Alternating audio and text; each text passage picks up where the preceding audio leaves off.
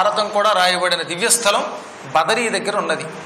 అది గణేశాశ్రమం, వ్యాసాశ్రమం. వ్యాసుడు చాలా కాలం సరస్వతీ నదీ తీరంలో తపస్సు చేశాడు. ఆయన ఆ వేదవ్యాస మహర్షి ఒక రోజున తెల్లవారుజామున లేచి సరస్వతీ నదిలో హాయిగా స్నానం చేశాడు. ఇప్పటికి కూడా సరస్వతి పుష్కరాలకి స్నానం చేయాలంటే అక్కడికి వెడితేనే మనకి సరిగ్గా సరస్వతి ఉంటుంది. ఇంకెక్కడ మనకి సరస్వతి పూర్తిగా కనపడదు. ఆ తర్వాత కురుక్షేత్రంలో ఉన్నవి కానీ అన్నీ సంపూర్ణ సరస్వతులు కావు. సరస్వతి నది తర్వాత అంతర్వాహిని అయిపోయింది. ఒక రోజున ఆయన ప్రొద్దుటే లేచి హాయిగా స్నానం చేసి ఆ తర్వాత తన ఆశ్రమం దగ్గర కూర్చున్నాడు. ఆ పూట ఆయన జపం చేద్దామంటే జపం మీదకి దృష్టి వెళ్ళలేదు, తపస్సు చేద్దామంటే తపస్సు మీదకి దృష్టి వెళ్ళడం లేదు.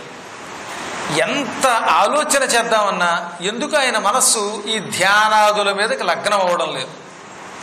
ఒక్కొక్క రోజు ఎందుకో మనం కూడా ఈ పూట మనశ్శాంతి లేదు, సుఖంగా లేదు అని అనుకుంటామే. అలాగే అంతటి వ్యాసుడు కూడా ఏమిటబ్బా ఈరోజు సూర్యోదయం నుంచి చూస్తున్నాను, లేచాను, సంధ్యావందనాదులు చేసుకున్నాను, అయినా మనస్సుకి మాత్రం శాంతి చేకూరడం లేదు. ఏదో జరిగింది ఈ పూట, నా మనస్సుకి ఎందుకు సుఖం లేదు అనుకున్నాడు ఆయన. నేను ఎన్ని పురాణాలు రాశాను, మహాభారతం అనే ఉద్గ్రంథం రాశాను, 1-2 1,07,000 శ్లోకాల పైబడి ఉన్న మహాభారతం అనే ఒక ఉద్గ్రంథాన్ని, ఇతిహాసాన్ని జయము అనే పేరుతో లోకానికి అందించాను. అందులో అన్ని ధర్మం, అర్థం, కామం, మోక్షం 4 ఇచ్చే విషయాలన్నీ ఉన్నాయి. ఆ పుస్తకం రాశాను. అది రాస్తే మనశ్శాంతి రావాలి కదా, అయినా పూర్తిగా మనశ్శాంతి రాలేదు. మత్స్య పురాణం, మార్కండేయ పురాణం, భవిష్య పురాణం, బ్రహ్మాండ బ్రహ్మవైవర్త వరాహ వామన వాయు విష్ణు అగ్ని నారద పద్మ లింగ గరుడ కూర్మస్కాంద పురాణాలని 17 పురాణాలు అప్పటికి పూర్తయ్యాయి. ఇంకా 18వ పురాణం భాగవతం రాయలేదు. అందుకే అది అక్కడికి చెప్పకుండా మిగతా పురాణాలు రాశాను. ఇవి కాకుండా ఉప పురాణాలు రాశాను. బ్రహ్మసూత్రాలు లోకానికి ఇచ్చాను. ఏ మనిషి ఎలా ప్రవర్తించాలో, ఏ పని చేస్తే ఆత్మశాంతో అవన్నీ లోకానికి ఇచ్చాను. అనేక ఉపాసనా విధానాలు అందించాను. 10,000 మంది శిష్యుల్ని తయారు చేశాను. అందులో 4 శిష్యులు వాళ్ళు చాలా గొప్పవాళ్ళుగా పేరు తెచ్చుకున్నారు. వేదములు ఇప్పుడున్నట్టు లేవు, పూర్వకాలంలో అనంతంగా ఉండేవి, కలగాపులగం. అసలు ఎలా మొదలుపెట్టి ఎలా బయటికి రావాలో బ్రహ్మదేవుడు లాంటి వాళ్ళకి తప్ప మామూలు వాళ్ళకి తెలిసేది కాదు. ఏదో కొంతమంది ప్రజాపతుల్ని పక్కన పెడితే తక్కిన లౌకిక పండితులకి వేదములు ఒక అడవిలో ఉండేవిట. అడవిలో అడుగు పెడితే అందులోంచి బయటికి రావడం చాలా కష్టం అండోయ్. అలా ఉండేదిట. అలాంటి పరిస్థితుల్లో వేదవ్యాసులు వారు ఏం చేశారు? విభజ్య వేదాంశ్చతురః శిష్యాన్ అధ్యాపయత్ పురాగా. వేదములను 4గా విభజించి జైమిని, పైలుడు, వైశంపాయనుడు, సుమంతుడు అనే 4 శిష్యులకి పంచిపెట్టాడు ఆయన. అందులో పైలుడు ఋగ్వేదం చదువుకున్నాడు, ఇచ్చాడు. అథర్వణ వేదాన్ని సుమంతుడు అనే 4వ శిష్యుడికి ఇచ్చాడు. పైలుడు, జైమిని, వైశంపాయనుడు, సుమంతుడు, నలుగురే. అందులో పైలుడు అనేవాడు ఏం చెప్పినా చాలా క్రమం తప్పకుండా మాట్లాడతాడే. అసలు క్రమ పద్ధతిలో మాట్లాడడం కూడా చాలా గొప్ప విషయం. క్రమం రావాలంటే ఋగ్వేదం చదవాలి. అందుకే ఋగ్వేదం యొక్క లక్షణమే రుక్ అంటే క్రమము అని కూడా అర్థం. ఆయన ఎలా మొదలుపెట్టి చివరికి ఎలా అంతం చేయాలో తెలిసినవాడు. అడుగుపెట్టి అందులోంచి ఇందులోకి వెళ్ళి చివరికి ఎక్కడ మొదలు పెట్టానో మర్చిపోయే రకం కాదు. క్రమము తప్పకుండా మాట్లాడగలడు, ఋగ్వేద క్రమం ఎరిగినవాడు. ఇక జైమిని మహర్షి ఉన్నాడు, ఆయన కంఠం మహామధురం. సామవేదం చదవాలంటే కంఠం మధురంగా ఉండాలి, స్వరప్రధానం. సంగీతం సామవేదం నుంచి పుట్టింది. అందువల్ల సామవేదాన్ని సంగీతముతో బాగా పరిశోధనాపూర్వకంగా అభ్యాసం చేసి ఉన్నటువంటి జైమినికి ఇచ్చాడు ఆయన. అందరికీ సామవేదం ఎవరంటో ఎందుకు తెలుసు? కంఠం బాగుండాలి. దానికి పద్యం చదవాలంటే కంఠం బాగుండాలి కదా. అలాగే అందులో ఉన్న మంత్రాలు చదవాలంటే స్వరం తెలిసి మధురంగా పలికేవాడికి ఇవ్వాలి. కొంతమందికి మీరు ఎంత గింజుకుని సంగీతం నేర్పిద్దామన్నా సంగీతం మీద స్పృహ అయితే ఉంటుంది కానీ వాడి కంఠం సహకరించదు. అందుకే కొంతమంది ఇన్స్ట్రుమెంట్సే వాయిస్తారు, కంఠం పనికిరాదు. కానీ జైమిని ఎలా కాదట, ఏం అపూర్వ కంఠం అండి. అందుకే సామవేదము చదువుకున్న పండితులకి పూర్వకాలంలో ఆ పేరు కూడా అలా సార్థకంగా ఉండేది. వాళ్ళు కంఠమెత్తి పద్యం చదివిన, శ్లోకం చదివిన మధురం సంగీతం పలికినట్టు ఉంటుందన్నమాట. జైమిని అంత గొప్పవాడు. అందుకే జైమినికి సామవేదం ఇచ్చాడు ఆయన. యజుర్వేదం లక్షణం ఏమిటి? కొంచెం స్పష్టత కావాలి దానికి. కంఠంలో ఎక్కడ ఏ అక్షరము కూడా మింగకుండా ఇతరులకు అర్థమయ్యేలా చదివేవాడికి యజువు ఇవ్వాలి. వైశంపాయనుడు అనేవాడు పురాణం చెప్పిన ఘనుడైన, భారతం చెప్పినవాడు. ఆయన ఒక శ్లోకమో మంత్రమో చదివితే అతి స్పష్టంగా ఉండేదట, ఎక్కడ మింగడం ఉండదు. ఒక శ్లోకం చదివాం, నారాయణం నమస్కృత్య నరంచైవ నరోత్తమం అనగానే మీరు కూడా అది విని మాకు తేలికగా అర్థమయ్యింది శ్లోకం, ఈయన చదువుతున్న శ్లోకంలో ఉన్న అక్షరములు స్పష్టముగా వినబడుతున్నాయి అనుకుంటేనే మీరు చదవగలుగుతారు. అలాగ చదివే శక్తి వైశంపాయనుడికి ఉన్నది. ఇంకా అధర్వణ వేదంలో మంత్రశాస్త్రం ఎక్కువగా ఉంటుంది. సుమంతుడు మంత్రవేత్త, అందుకే ఆయనకి మంత్రవాది అని కూడా పేరు. అది ఆయనకి ఇచ్చాడు. ఇక్కడికి నలుగురిని 4 వేదాల్లో పండితుల్ని చేశాడు. పైలుండు ఋగ్వేద పఠనం బుదరకనే జైమిని సామంబు చదువుచుండే యదువు వైశంపాయనాఖ్యుండు పఠించే తుది అధర్వము సుమంతుడు పఠించే అఖిల పురాణేతిహాసముల్ మా తండ్రి రోమహర్షణుడు నిరూఢిదాల్చే. ఇక ఆఖరిని ఏం చేశాడు వ్యాసుడు? 4 వేదములు నలుగురికి ఇచ్చాను, కానీ ఇక నాకు కావలసింది పురాణాలు చెప్పేవాడు ఒకడు కావాలి. పురాణములు నేను చెబితే వాటిని కంఠస్థం చేసి లోకానికి అందించే గొప్ప శిష్యుడు ఎవడా అని ఆలోచించి సూత మహర్షిని, రామహర్షణుడిని పిలిచి అతనికి పురాణేతిహాసాలు ఇచ్చేశాడు. పురాణాలండి వేదాల కంటే చాలా కష్టం. ఎందుకంటే వేదములంటే అలా చదువుకుపోవడమే కదా. చక్కగా హాయిగా ఓ స్త్రీ సూక్తమో పురుష సూక్తమో ఒకసారి కంఠస్థం చేసామంటే అదే స్వరంతో ఎన్నాళ్ళైనా చెప్పచ్చు. కానీ పురాణం అలా కాదు, ఎప్పటికప్పుడు నవనవంగా ఉండాలి, అవతలాడికి అర్థం అవ్వాలి, అర్థాలు తెలియాలి, కథ తెలియాలి, ఉపాసన కావాలి. అమ్మో, పురాణేతిహాసములు చెప్పి మెప్పించడం అనేది చాలా పెద్ద ప్రక్రియ. అందుకనే అది ఇతరులకు హాయిగా చెప్పగలిగేటటువంటి లక్షణములున్న రోమహర్షణుడికి ఇవన్నీ ఇచ్చాడు. ఇవన్నీ ఇచ్చాను కదా, ఇంతమంది శిష్యుల్ని తయారు చేసి వేదములు విభజించి పురాణములిచ్చి లోకానికి ధర్మములు చెప్పి నేను మాత్రం ప్రశాంతంగా లేను. కారణం ఏమిటి?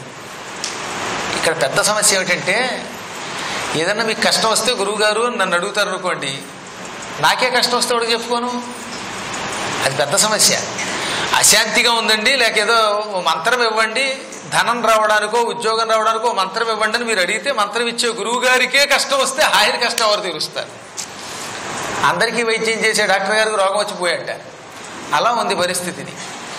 అందుకని నేను గురువుని, వ్యాసుడంటే అందరూ తమ సద్గురువుగా భావించి పూజిస్తారు. అటువంటి గురువునైన నాకు ఈ ప్రాతకాల సమయంలో ఏదో కొరత కనపడుతోంది. మనస్సుకి ఏదో లోటు నాలో ఉంది. ఆ లోటు ఏమిటో తెలియటం లేదు, మనశ్శాంతి లేదు. బహుశా భారతాది గ్రంథాలు రాసినా సంపూర్ణంగా కృష్ణుడి యొక్క గుణములు వర్ణించకపోవటం వల్ల నాకు అశాంతి వచ్చిందా, ఇదేదో మోసం వచ్చింది నాకు అనుకున్నాడు పాప ఆయన. ఆయన కొంత లోపల మళ్ళీ ఆలోచన వచ్చింది. భగవత్ కథలు రాయకపోవటం, భగవంతుని లీలలు వర్ణించకపోవటం, భగవంతుని నామస్మరణ బాగా చెయ్యకపోవటం పురాణములలో లోపమే కదా. ఇలా ఆయన అనుకుంటున్న సమయంలో ఎవరికైనా కష్టం వస్తే ఆ కష్టాన్ని తొలగించి వారికి ప్రశాంతిని ఇవ్వడం కోసం భగవంతుడు ఎప్పుడూ ఏదో ఒక గురువుని పంపిస్తాడు. ఈయన సరస్వతీ తీరంలో నానా బాధ పడుతూ అశాంతిగా ఉన్న సమయంలో ఆకాశంలో ఒక మెరుపు విరిసింది. తెల్లని కాంతి ఒకటి కనపడింది. పిండి వెన్నెల కంటే తెల్లగా ఉంది, పాల సముద్రపు నురుగ కంటే తెల్లగా ఉంది. పైనుంచి కిందకి దిగుతున్న ఆ కాంతి, ఆ స్వచ్ఛమైన తెల్లని కాంతిలో నుంచి ఒక మధురమైన నాదం వినబడింది. ఆ మధుర నాదముతో ఆ కాంతిలోంచి ఒక మహాపురుషుడు కిందకి దిగాడు. ఆ వచ్చేవాడు ఎవరో ఈ పాటికే మనకు అర్థమవుతుంది. అంత తెల్లగా ఉన్నవాడు నారదుడు మాత్రమే. శారద నేరద కోమల పారద రుచిదేహుడు అన్నారు ఆయన. శరత్కాలములో మేఘం ఎంత తెల్లగా ఉంటుందో పాదరసం ఎంత తెల్లగా ఉంటుందో, పాల నురుగు ఎంత తెల్లగా ఉంటుందో అంత తెల్లని శరీర కాంతి కలిగిన వాడు, స్వచ్ఛమైన శరీరుడు నారదుడు. సరస్వతీదేవి, ఆదిశేషుడు, నారదుడు వీళ్ళు ముగ్గురు ఒకే రంగులో ఉంటారు. ఆ నారద మహర్షి పైనుంచి కిందకి దిగుతున్నాడు. ఆయన దిగుతుంటే అలాగ ఒక పిండి దిగినట్టుందనమాట, వెన్నెల దిగినట్టుంది. అయితే పిండి ముద్ద అయితే మాట్లాడదు, కానీ ఈయన దగ్గర నుంచి నాదము కూడా వస్తున్నది. ఎందుకంటే పాపాలని పిండి అవతల పారేసి మధుర స్వరం ఆయన దగ్గర ఉంది కనుక. తన చేతి వల్లకీ తంత్రీ చయంబున సతత నారాయణ శబ్దమప్ప ఆనన సంభూత హరిగీతరవ సుధాధారల యోగీంద్రతతులు చొక్క కపిల జటాభార కపిల పుంజంబుచే దిశలు ప్రభాత దీధితి వహింప తను లగ్న తులసికా దామగంధంబులు గగనాంతరాళంబు క్రప్పికొనగా వచ్చే మింట నుండి వాసవీ నందను కడకు మాటలాడ కరుణతోడ భద్ర విమల కీర్తి పారగుడు ఆరూఢనయ విశారదుండు నారదుండు. స్వచ్ఛమైన కీర్తి కలిగిన వాడు, నీతి శాస్త్రంలో ఆరితేరినవాడు, పండితుడు, అసలు గురు శబ్దానికి అర్హుడు నారదుడంటే. నారదుడి వంటి గురువు మరొకడు లేడు. లోకానికి సర్వకాల సర్వావస్థలలో జ్ఞానమును పంచిపెడతాడు గనక ఆయనని నారదుడు అన్నారు. నార శబ్దానికి జ్ఞానము అని ప్రధానార్థం. దా అంటే ఇచ్చుట, జ్ఞానము ఇవ్వడమే ఆయన లక్షణం కనుక ఆయనకి నారదుడని పేరు. ఆ మహాత్ముడు ఆకాశం నుంచి కిందకి వాసవి పుత్రుడితో మాట్లాడడానికి వచ్చాడు. వాసవి అంటే సత్యవతికి వాసవి అని పేరు. వసువు యొక్క కూతురు గనక వాసవి, ఆవిడ కొడుకు గనక వ్యాసుడికి వాసవి పుత్రుడని పేరు.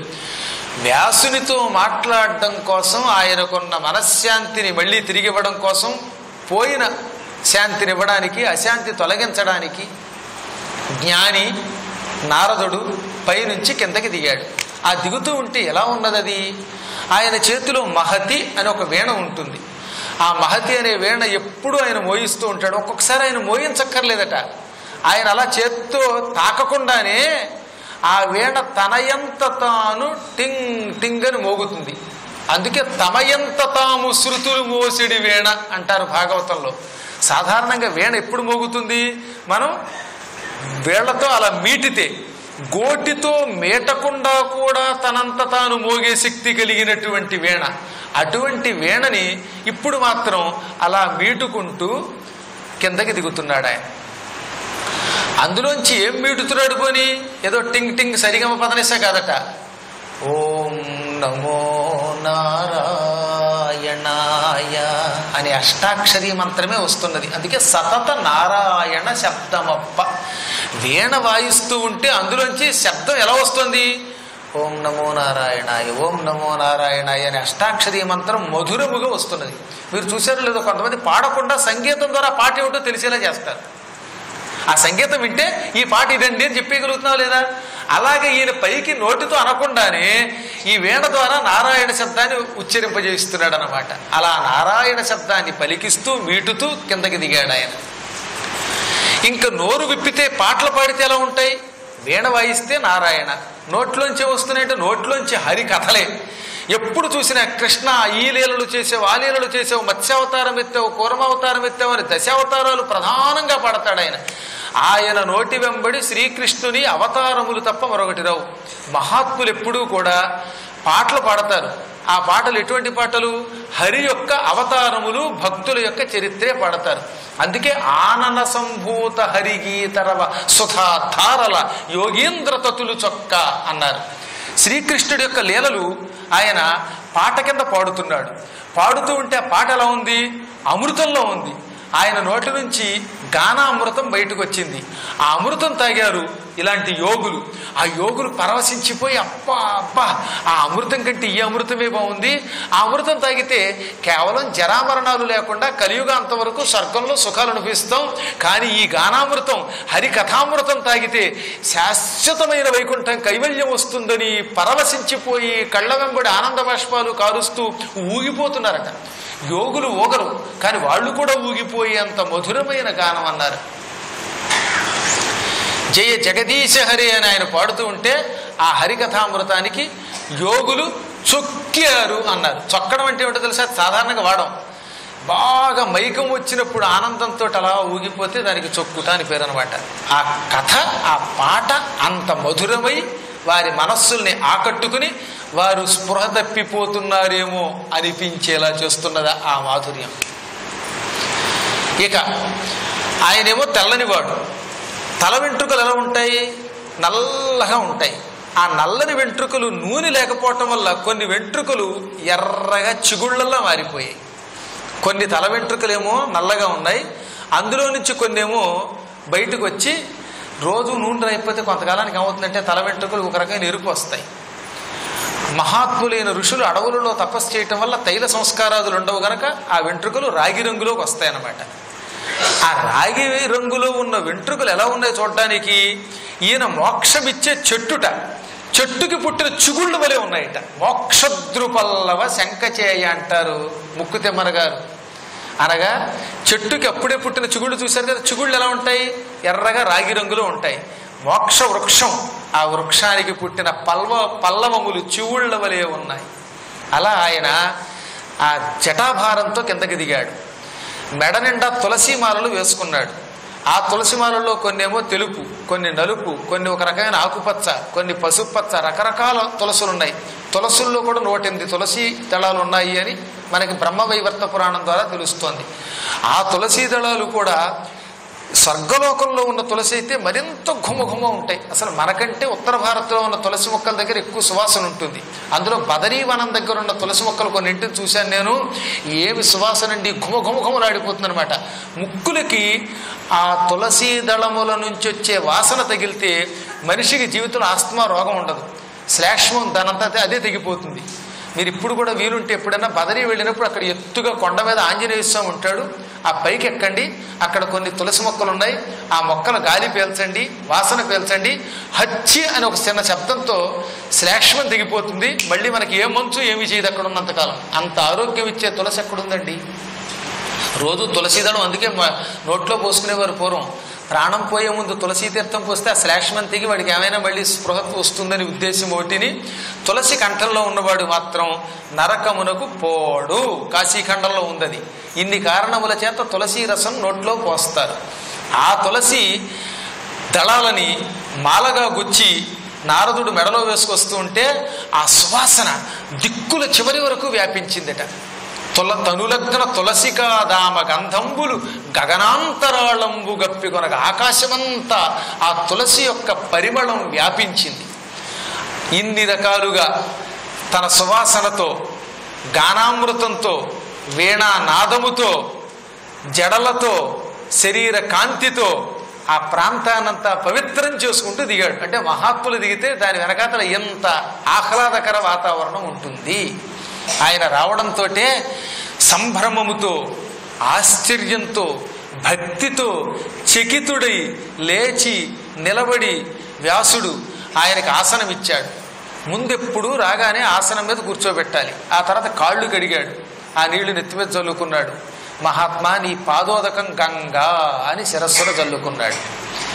పాదాల మీద పుష్పాలు పెట్టాడు, చేతులు కడిగాడు, త్రాగేందుకు అర్ఘ్యం ఇచ్చాడు. అన్నీ ఇచ్చి గురువుని ఎంత భక్తితో పూజించాలో అంత భక్తితో పూజించాడు. నారదుడు కూడా విష్ణువు యొక్క అవతారాలు ఒకడు సుమా, అందువల్ల అంత భక్తిగా విష్ణువుని పూజించినట్టు పూజించాడు.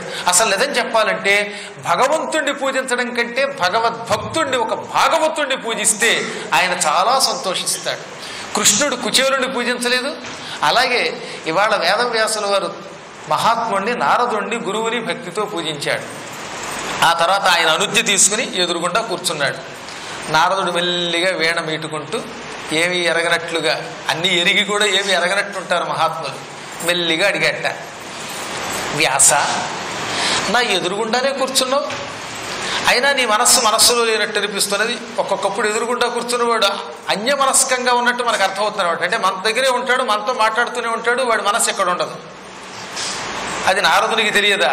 అసలు అందుకే ఆయన వచ్చాడు. అయినా ఏమి ఎరగనట్టుగా, వ్యాస, నా అంతటి వాడు ఎదురుగుండా ఉన్నా నా ఎదురుగుండా ఉన్నట్టే ప్రవర్తించకుండా ఎక్కడో ఉన్నట్టుగా ఉంది నీ మనస్సు.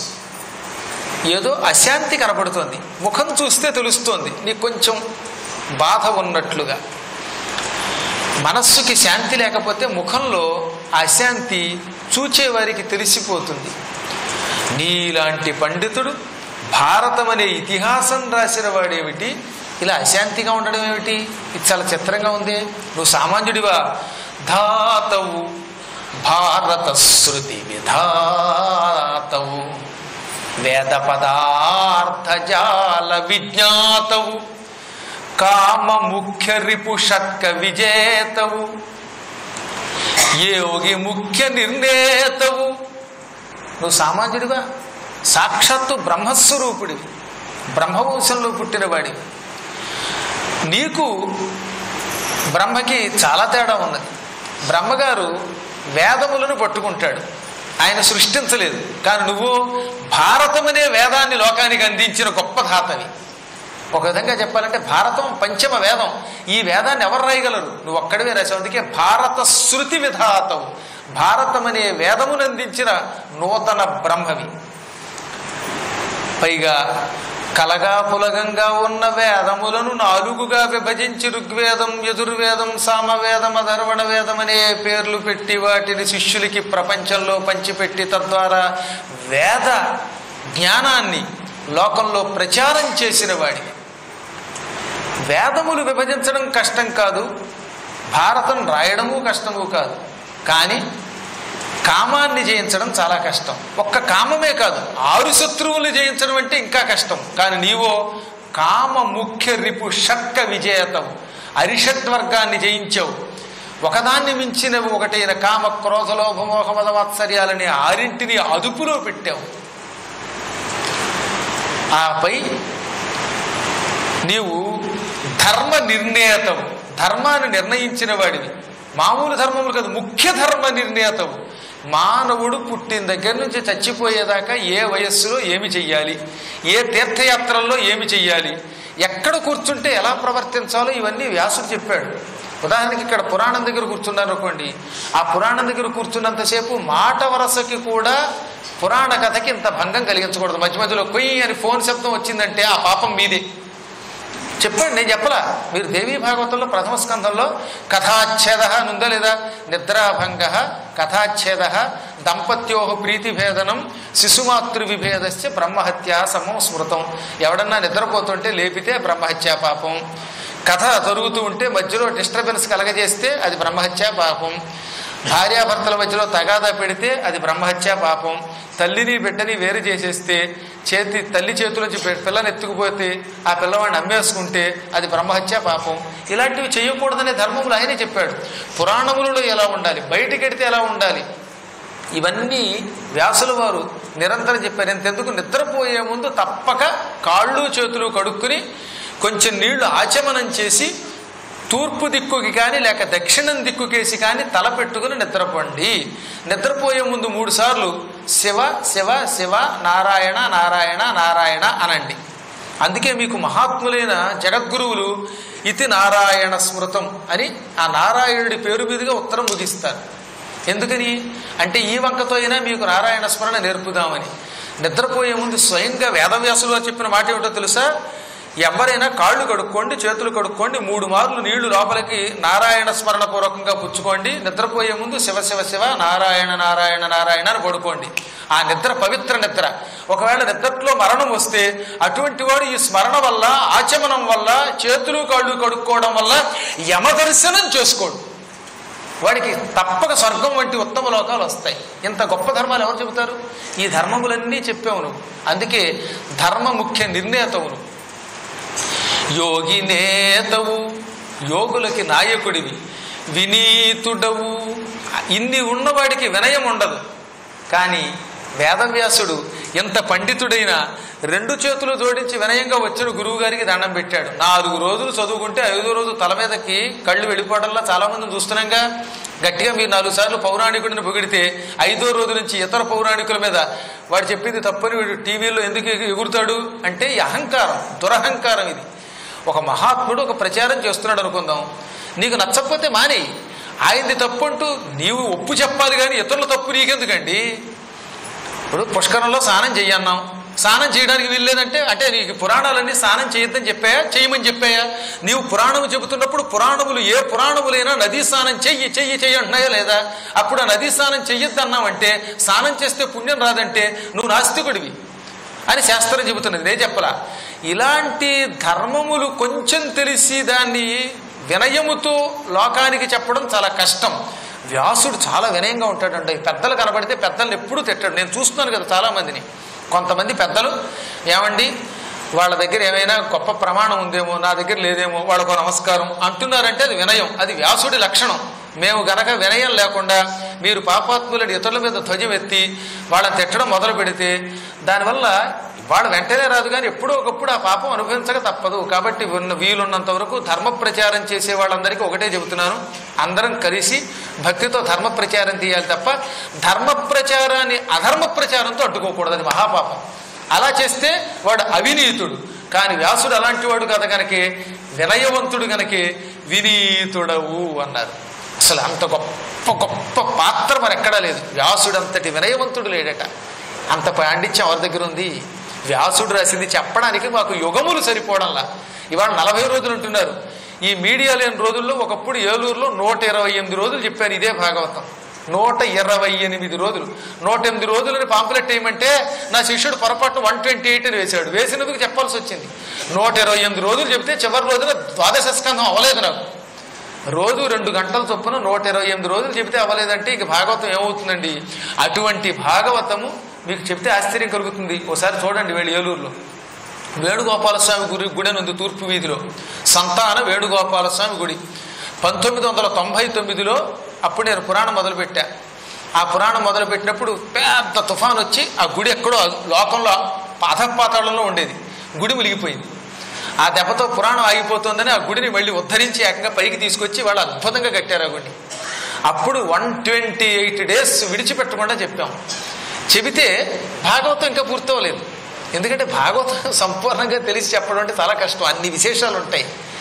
అటువంటిది ఆ భాగవతము యొక్క ధర్మములను లోకానికి అందించాలనుకున్న వేదవ్యాసుల వారి వంటి వారికి ఎంత వినయం ఉంటే అందించారో ఆలోచించండి మీరు. అన్ని విశేషాలు ఎరిగిన మహాత్ముడు, ఆయన రాసిన వాటిని చెప్పడానికే టైం సరిపోలేదని చెబుతున్నాను నేను. ఆ మహాత్ముడు మాత్రం నేను రాశాననేవాడు కదట, ఎప్పుడూ వినయంగానే ఉండేవాడు. అటువంటి వినయవంతుడివి నీవు కూడా. అటువంటి వినీతుడవీవు చలించి చల్లరే కాతడు కైవడిన్ వగవ కారణమేమి పరాశరాత్మజ. నీవు పిరికివాడికి వల్లే సామాన్యునిలాగా దుఃఖం పొందడం ఏమిటి? వగవా దుఃఖం పొందడానికి కారణమేమిటి? వ్యాస, నేను ఎదురుగుండా కూర్చున్నా, నా ఎదురుగుండా కూర్చుని నువ్వు చింతిస్తున్నావు, నీ చింతకేదో కారణం ఉన్నది, ఆ చింతా కారణం ఏమిటి అని అడిగాడు. అప్పుడు వ్యాసుడు, గురుదేవ, అన్నీ మీకు తెలుసుండి కూడా నన్ను అడుగుతున్నారు, అయినా చెబుతున్నాను. అడిగినప్పుడు గురువు గారికి సమాధానం చెప్పాలి గనక మీరు చెప్పినట్టే నేను వేదాలు విభజించాను, పురాణాలు రాశాను, భారతం రాశాను. ఇన్ని చేసినా మనశ్శాంతి లేదు. మనశ్శాంతి లేనప్పుడు ఎన్ని సంపదలున్నా, ఎంత కీర్తి ఉన్నా, ఎంత పేరున్నా అది వ్యర్థం. నాకు ఎందుకు అశాంతి వచ్చిందో తెలియలేదు, ఆ అశాంతిని తొలగించండి అన్నాడు. అప్పుడు చెప్పాడు ఆయన, నీ అశాంతికి గల కారణం చెబుతున్నా విను. అంచితమైన ధర్మచయమంతయు చెప్పితివి, అందులోన ఇంచుకగాని విష్ణు కథలేర్పడ తెల్పవు, ధర్మముల్ ప్రపంచించిన మెచ్చునే గుణ విశేషములెన్నినగాక, నీకు ఈ కొంచెము వచ్చుటల్ల హరి కోరి నృత్యంపమి ఆర్యపూజిత. నువ్వు ధర్మం చెప్పావు లోకానికి, ఎవరు ఎలా పడుకోవాలి, ఎలా లేవాలి, కాళ్ళు ఎలా కడుక్కోవాలి, నిద్ర ఎలా పోవాలి, అన్నం ఎలా తినాలి అని చెప్పాడు ఆయన. ఎట్టి పరిస్థితుల్లో పశ్చిమం కేసి ఉత్తరం కేసి తలపెట్టి పడుకోవద్దన్నాడు. అదొక గొప్ప ధర్మం. నరుడు ఉత్తర పశ్చిమముల శరముగా నిద్రించుటెగ్గు చేయు కుమారా. పడమర దిక్కుగా ఉత్తరం దిక్కుగా తలపెట్టి నిద్రపోతే వాడు క్రమంగా బుద్ధిహీనుడు దరిద్రుడు అవుతాడు. ఇలాంటి ధర్మములు ఎన్నో చెప్పావు. భార్యాభర్తలు ఎలా కలిసి ఉండాలో చెప్పావు. కానీ ఈ ధర్మములన్నీ చెప్పినంత మాత్రం చేత భగవంతుడు మెచ్చుకోడు. ధర్మం అవసరమే. ఆ ధర్మంతో పాటు అశాంతి తొలగాలంటే హరి యొక్క లీలలను వర్ణించాలి, గుణములను వర్ణించాలి, భక్తుల కథలను రాయాలి. నువ్వు భారతంలో కృష్ణుడు కూడా ఉన్నాడు కాబట్టి కృష్ణుడికి సంబంధించి రాశావు కానీ ఎక్కడైనా కృష్ణుడు అవతారం గురించి చెప్పావా? ఆయన భక్తుల చరిత్రలు చెప్పావా? లీలలు వర్ణించావా?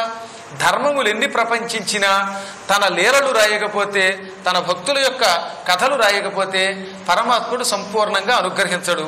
అనుగ్రహం లేకపోతే నీకు ఈ కొరత వస్తుంది, అశాంతి వస్తుంది. నీకు అశాంతి రావడానికి మూల కారణం హరికథలు పూర్తిగా రాయకపోవడం. కేవల ధర్మములు ఉపయోగం లేదు. ధర్మములు కొంతవరకే ఉపయోగపడతాయి. ధర్మములు సంపదల వరకే ఉపయోగపడతాయి. నీకు శాశ్వత కైవల్యం, మనశ్శాంతి లభించాలంటే శ్రీకృష్ణ లీలామృతాన్ని లోకానికి రాసి అందించాలి. అసలు పుస్తకం అంటే ఏమిటి? చాలా మంది పుస్తకాలు రాస్తున్నవి. ఇవన్నీ పుస్తకాలు అంటే పుస్తకాలు కదట. హరినామస్తుతి చేయు కావ్యము సువర్ణాంభోజ హంసావళి సురుచిభ్రాజితమైన మానస సరస్ఫూర్తిన్ వెలుంగొందు శ్రీహరినామస్తుతి లేని కావ్యము విచిత్రార్థాన్వితం వయ్యు శ్రీకరమై యుండదయోగ్య దుర్మలినవత్కాకోలగర్తాకృతిన్. హరినామస్మరణ ఉన్న పుస్తకము నిజమైన పుస్తకం.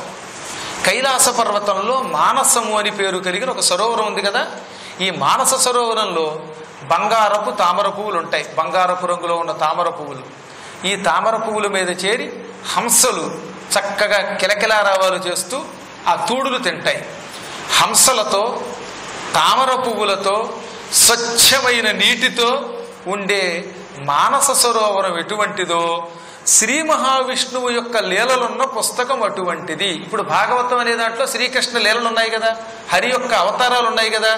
ఆ హరి అవతారములు గుణ విశేషములతో ఉన్న ఈ గ్రంథము స్వచ్ఛమైన నీటితో, బంగారు తామరలతో, హంసలతో ఉన్న మానస సరోవరం వంటిది.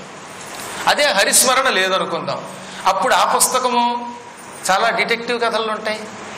అర్ధరాత్రి, అమావాస్య, కాకులు కావు ఉన్నాయి, గొడ్ల గోపలు గోము ఉన్నాయి. అప్పుడు తెరుచుకుంది తలుపు. ఏమిటి పుస్తకాల వల్ల ఉపయోగం ఉంది? ఇదిగో ఈ పుస్తకాలు ఎటువంటివో చెప్పాడు. ఇందులో మంచి సస్పెన్స్ ఉంటుంది, కథ చాలా బాగుంటుంది. కానట హరినామస్తుతి లేని కావ్యం ఉందే, అది ఎన్ని అర్థములతో, ఎన్ని కథలతో, ఎన్ని విచిత్ర అలంకారాలతో ఉన్నప్పటికీ, అందుకే విచిత్ర అర్థాన్వితం వయ్యు శ్రీకరమై ఉండదు, పవిత్రం కాదది. ఆ కథలు నీకు శాంతి ఇవ్వవు, మోక్షం ఇవ్వవు. అందుకే డిటెక్టివ్ నవల్స్ అయితే రోగాలు వస్తాయి. రాత్రిపూట ఇంటికి వెళ్ళి సీరియల్స్ చూస్తే కొద్ది రోజులకి సీరియల్గా రోగాలు వస్తాయి. అదే ఈ కథ వినండి, ఆరోగ్యం. మానస సరోవరం ఇది. రెండోది ఏం చెప్పారు? హరిస్మరణ లేని కథలు అయోగ్య దుర్మలినవత్కాకోలగర్తాకృతిన్, పనికి మాలిన మురికి నీటితో కూడిన గుంట వంటిది. ఓ చోట గుంట ఉంది, వర్షం కురిసింది, ఆ వర్షం వల్ల గుంటంతా నీటితో నిండింది. క్రమంగా నీరు ఏమవుతుంది, కొంతకాలానికి మురికెక్కి అందులో పచ్చని పసరు చేరి కాకులు తిరుగుతాయి. అందులో కాకులు తిరిగి అంటే దరిద్రపు నాచు నాక్కుంటూ బతుకుతాయి. ఆ కాకులతో, బొంత కాకులతో, నీటి కాకులతో, మురికి నీటితో, అసహ్యంగా ఉన్న విషంతో కూడిన నీటి వంటి మురికి నీటి గుంట హరిస్మరణ లేని కథ. అదే హరిస్మరణ ఉన్నదో అది మానస సరోవరం. అది మానస సరోవరం, ఇది మురికి నీటి సరోవరం. అందులో హంసలుంటాయి, ఇందులో కాకులుంటాయి. అందులో బంగారపు తామర పువ్వులు ఉంటాయి, ఇందులో నాచు, బురద, చెత్త, చెదారం ఉంటాయి. కాబట్టి హరిస్మరణ ఉన్న కథలు రాయడం మాని హరిస్మరణ లేని మురికి నీటి గుంటల జోలికి ఎందుకు వెళ్ళడం? అదే నీకు కొరత రావడానికి మూల కారణం. కావ్యం యొక్క నిర్వచనం ఇది. అనగానే వ్యాసుడు కూడా ఒక చిన్న అనుమానం వెలిపించాడుండో ఇక్కడ. ఏమండి, భాగవతం లాంటివి రాస్తే చాలా మంచిది, అవే గ్రంథం అంటున్నావు. శ్రీ మహావిష్ణువు లీలలు భాగవతం రాయడం అంటే మాటలా? భాగవతం రాయడానికి ఎంత పాండిత్యం కావాలి? పొరపాటున అపశబ్దములు వస్తేనో. అపశబ్దములు రాకుండా ఎవడన్నా రాయగలడా? కష్టం కదా. మరి ఎంత గొప్పవాడికైనా పొరపాటు రావచ్చు. కృష్ణ అనలేక కిష్ట అనొచ్చు, ఒక్కోసారి రామ అనలేక లామ అనొచ్చు. ఏమో ఏ పొరపాటు వస్తుందో తెలియదు. ఒకవేళ అపశబ్దం వస్తేనో అన్నాడు ఆయన. అంటే వ్యాసుడే భయపడితే ఇక మనమెంత, నేను మహాపండితుణ్ణి నాకంతా వచ్చు అని ఎవడన్నా అనుకుంటే ఎంత తెలివి తక్కువడో ఆలోచించండి. వ్యాసుడు కూడా అపశబ్దములు వస్తే ఎలాగా అన్నాడే. అప్పుడు నారదుడు ఏమన్నాడో తెలుసా? అపశబ్దంబుల గూడియున్ హరిచరిత్రలాపముల్ సర్వపాప పరిత్యాగము చేయు కావున హరిన్ భావింపుచున్ పాడుచున్ తపముల్ చేయుచు జపముల్ చేయుచు వీనులన్ వినుచు అశ్రాంతంబు చింతింపుచున్ తపసుల్ సాధులు ధన్యులౌదురు గదా తత్వజ్ఞ చింతింపుమా. వ్యాస మహర్షి, అపశబ్దాలు వస్తే మాత్రం పురాణమే కదయ్యా. నీ భక్తి కావాలి కానీ భగవంతుడికి భాష కావాలా? అపశబ్దాలు ఒకవేళ వచ్చినా హరిచరిత్ర చెప్పడము రాయడము మానవుల్ని తరింపచేస్తుంది. అంటే అందులో ఆయనకి ఒకవేళ దోషం వచ్చినా ఆ దోషానికి బాధపడ్డం పట్టించుకోడు, నా కథ రాశాడు చాలు అని అనుగ్రహిస్తాడు. గోవిందా లేక గోవిందా అంటలే చాలా మంది, నిజానికి గోవిందా అనాలి. అయినా సరే ఏడుకొండల వాడ వెంకటరమణ గోవిందా గోవిందా అంటే నాకు చెవులకు ఒక్కోసారి కర్ణకఠోరంగా వినబడేది. ఆయనకి వినబడదట పాపం. గోవిందా అన్న గోవిందా అంటాడు పాపం ఆయన. ఫోన్లో ఎలా పలికినా వాడు ఆ ఉద్దేశ్యంతో ఉన్నాడు, భక్తితో ఉన్నాడు అనుకుంటాడు. అదే ఇక్కడ చెప్పాడు నారదుడు. నాయన, అపశబ్దములు ఉన్నప్పటికీ నువ్వు హరిచరిత్ర రాయి చెప్పు, ఆయన సంతోషిస్తాడు. సకల పాపాలు తొలగుతాయి. ఆయనకి పాప పరిత్యాగం చేసే ఊహ ఉన్నది. ఫోన్లో గోయిందా అన్నా వీడి పాపాలు తొలగిద్దాం అంటట. అందుకనే మహాత్ములు ఏం చేస్తారు? హరి యొక్క కథలు చెబుతారు, హరినామస్మరణ చేస్తారు, జపం చేస్తారు, నిరంతరం లోపల ఆయన్ని తలుచుకుంటారు. ఇలా తలుచుకుని తపస్సులు జ్ఞానులు ఎంతో మంది మోక్షం పొందుతున్నారు. తత్వజ్ఞ, ఆలోచించు. నువ్వు భాష గురించి ఆలోచించకు, భావం గురించి ఆలోచించు, భక్తితో రాయి. ఇప్పుడు అసలు రహస్యం చెబుతున్నా విను. నేను కూడా పూర్వజన్మలో ఎందుకు పనికిరాను ఒక దాసీపుత్రుడిని అన్నాడు ఆయన. ఆ దాసీపుత్రుడిగా నారదుని కథ అద్భుతంగా ఉంటుంది. భాగవతం మొదటి రోజు అప్పుడే ప్రారంభమైంది. రేపు 6:30 అంటే 6:30కే సరిగ్గా ప్రారంభించి ప్రతిరోజు 6:30 నుంచి 8:30 దాకా వినడానికి సంసిద్ధంగా రండి. ఎందుకు ఈ మాట అంటున్నానంటే 8:30 దాకా కూర్చోవాలంటే కొంత కడుపులో ఏదో ఒకటి పడకుండా ఈ కలికాలంలో వాళ్ళు రాలేకపోతున్నారు. 8 దాటాక కొంచెం కడుపులో వాయు ప్రకోచనం వల్ల కొంచెం బయటకు వెళ్లాల్సిన పరిస్థితి రాకుండా ఏదో ఎక్కువ వద్దుగానే ఒక డజన్ ఇడ్లీ తిని నెయ్యి వేసుకుని చట్నీ వేసుకుని వస్తే మంచినీళ్ళు వచ్చుకుని అప్పుడు 8:30 అయినా సరే పర్వాలేదు ఇంటికి వెళ్ళొచ్చు అనిపిస్తుంది. హాయిగా 8:30 లోపు వదలడం కుదరదు గనక అందుకు సంసిద్ధులై మధ్యలో లేవకుండా ఉండేలా రండి. ఇవాళ చాలా ఆనందం ఏమిటో తెలుసునా? నేను 1/2 గంట ఎక్కువ తీసుకున్నాను, 1/2 గంట ఆలస్యంగా మొదలెట్టినా. అయినా పాపం ఒక్కళ్ళు లేవలేదు. అంటే మీ భక్తికి ఓడిపోయాం, మేమందరం కూడా లొంగిపోయాం. తప్పక మీకు సకల శుభాలు లభిస్తాయి. ఇంకా 39 రోజులు సంపూర్ణంగా భాగవతాన్ని విని తరిద్దా. నాకు భాగవతం అంటే లోపల బాగా ఇష్టం, జీర్ణించుకుపోయింది అది. పైగా ఆ భాగవతం చెప్పే భాగ్యం వచ్చినందుకు పరమాత్మకి, సద్గురువులకి నిజంగా మనస్ఫూర్తిగా హరిప్రసాద్ గారికి అనేక మంగళాశాసనాలు అందజేస్తున్నాను. మళ్ళీ రేపు కలుసుకునేదాకా స్వస్తి ప్రజాభ్య పరిపాలయంతాం న్యాయ్యేన మార్గేణ మహీం మహిషాః గోబ్రాహ్మణేభ్యః శుభమస్తు నిత్యం. లోకాః సమస్తాః సుఖినో భవంతు.